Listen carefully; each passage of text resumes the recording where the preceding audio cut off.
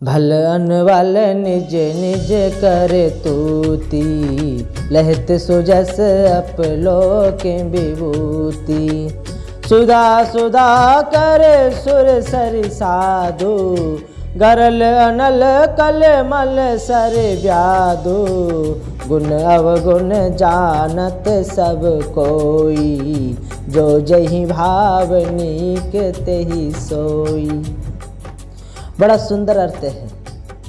भला अनबल निज निज कर तूती। भले और बुरे अपनी अपनी करनी के अनुसार सुंदर यश और अपयश की संपत्ति पाते हैं। कोई सुंदर यश पाता है तो कोई अपयश पाता है।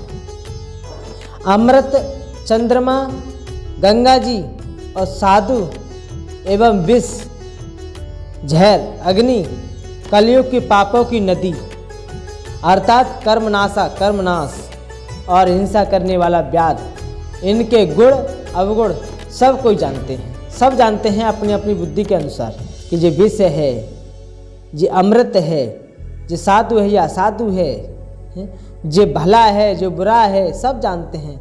लेकिन किंतु जैसे जो भाता है उसे वही अच्छा लगता है।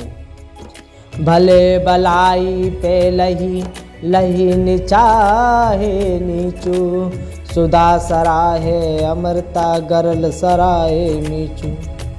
भला इंसान भलाई को ग्रहण करता है और नीच पुरुष निष्ठा को ही ग्रहण किए रहता है। अमृत की सराहना अमर करने में होती है और विष की मारने में। भले पोच सब वेदे उपजाए, गनि गुण दोष वेद बिल गाए। कहे वेद इतिहास पुराना, विधि प्रपंच गुण अवगुण साना। भले बुरे सभी ब्रह्मा के पैदा किए हुए हैं, पर गुण और दोषों को विचार कर वेदों ने उनको अलग अलग कर दिया है। वेद, इतिहास और पुराण कहते हैं कि ब्रह्मा की ये सृष्टि गुण अवगुणों से सनी हुई है। जड़ चेतन गुण दोष में, विश्व कीन करतार। संत हंस गुण गए पहे, परिहरि बारी विकार। हे विधाता, विधाता ने इस जड़ चेतन विश्व को गुण दोष में रचा है, किंतु संत रूपी हंस दोष रूपी जल को छोड़कर गुण रूपी दूध को ही ग्रहण करते हैं।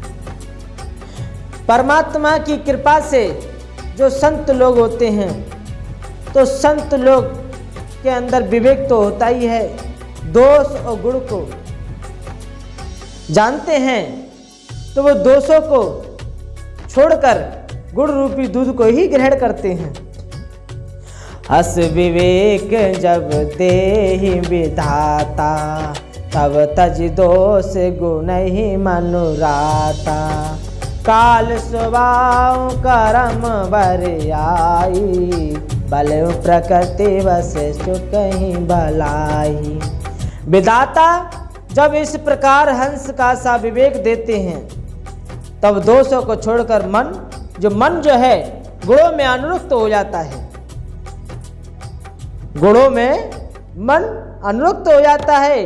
काल स्वभाव और कर्म की प्रबलता से भले लोग साधु भी माया के वश में होकर कभी कभी भलाई को चूक जाते हैं। लकी सुवेश जगवंचक जेहू, वेश प्रताप पूजे तेहू।